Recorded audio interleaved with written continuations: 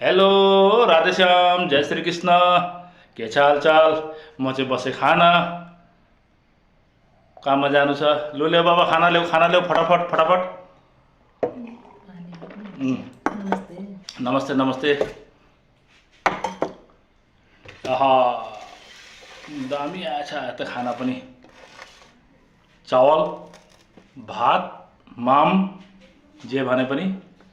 कोलीफ्लावरको सब्जी, फुलकोपीको। आज चाहिँ बिहान बजार गएको थिएँ, फुलकोपी देखेर खमखम लाग्यो। यो चाहिँ डाइल र ड्रम स्टिकको लिफ, सजनाको पत्ता, त्यहाँबाट स्ल्याड बिटरुट र काँक्राको निम्बु। अनि अब भात खाने बेला भयो। तपाईँ यो चाहिँ त ल्याउनु बोल्नुपर्छ त। ए यो अच्छी, त्यसलाई चाहिँ कहाँ बोल्नु नि फेरि? अच्छी, यो त नभए हुँदैन नि।